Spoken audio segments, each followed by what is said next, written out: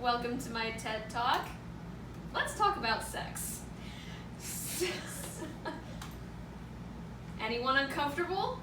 Okay, if you are, you may have grown up in a home like I did. I grew up in a home that was very modest about certain things.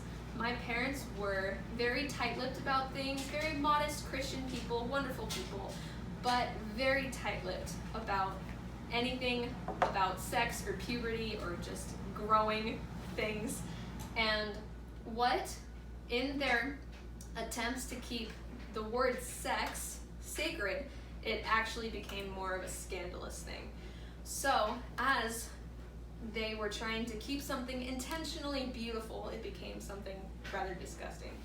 So, something that I kind of fell into a trap into was something called the good girl syndrome. So, have my little note here. The good girl syndrome is negative or any unproductive thoughts, beliefs, attitudes, behaviors, or feelings about sex that inhibits one's responsiveness and enjoyment of sexual experiences and relationships. So essentially, this is the kind of idea that good girls don't, good boys don't. And maybe it's an abstinence thing. It's the parents want you to wait until you're married to have sex, which is wonderful and great, but we're teaching these children and these kids and these teenagers that this is a bad thing and something to be ashamed of. And one therapist said this, can't see it, from the perspective of a therapist who has worked with dozens of young newlyweds, I want to assure you that these attitudes are not serving your children. In fact, they may even be detrimental to their potential relationships. I've worked with clients who experience so much shame about their body and sexual expression that they avoid sex. I've worked with couples so ill-prepared for intimacy that the first sexual experience they shared after marriage was physically and emotionally traumatic. It's time to stop pretending that our children are not sexual beings, that they will magically become sexual once they get married. So this was definitely something that I struggled with as a teenager, and thankfully, I had a wonderful sister who gave me a book to read. I had a future mother-in-law who had us listen to a podcast, and obviously we figured it out. So, so all is well there. But one thing I did want to kind of focus on a little bit was what these children can suffer from, and what they do in order to seek this sexual information when they do not have the guidance of parents or other trusted adults. So girls typically tend to ask friends. They ask around, they're talking to their friends. We're talking pubescent girls going through puberty, their bodies are changing, they're starting their periods, and they're kind of taking notes from their friends and saying, oh, when are you starting, and the way the girls do. Boys, on the other hand, they also ask their friends, but another thing that guys do especially, they ask Google. They go to the internet, they go to external resources.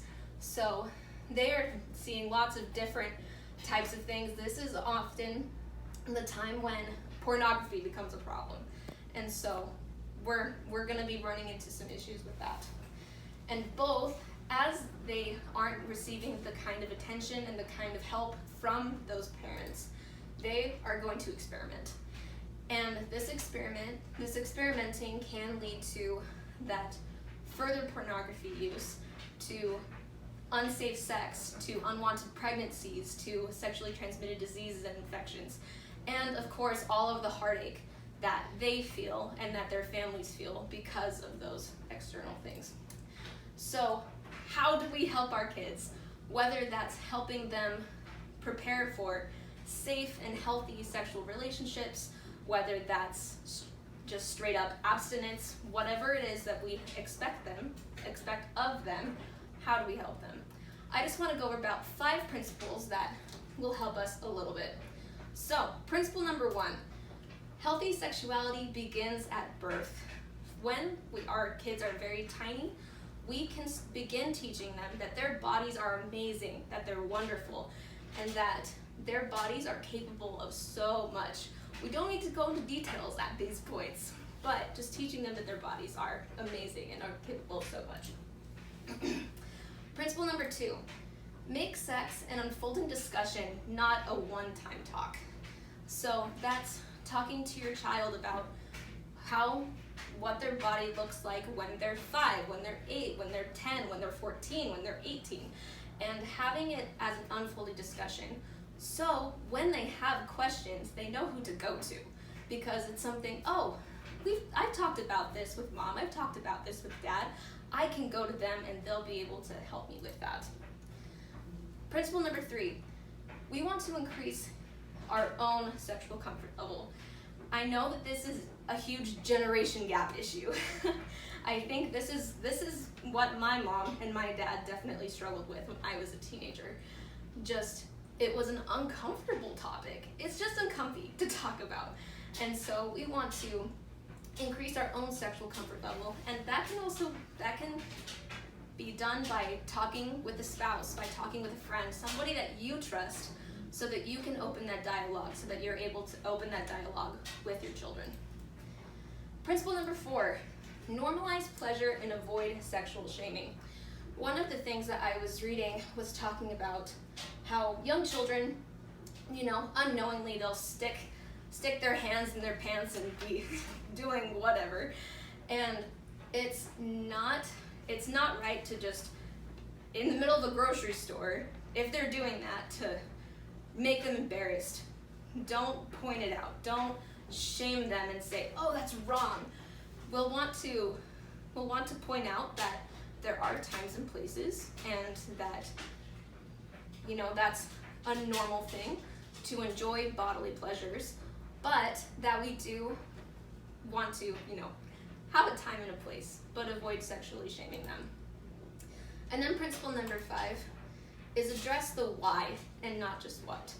I think this is especially important in Christian religions, especially when we're talking about abstinence and how relationships are wonderful, and those relationships that we have within the sexual relationships are really important and can be very strong. So we want to teach them why and not just the what behind the sexual experience. So to go on that, when children do have that guidance from those parents and adults, girls, feel free to ask their mom or their dad. Boys, ask their dad or their mom. And both can enjoy open communication with trusted parents or other adults. So current and future parents, I invite you, let's talk about sex.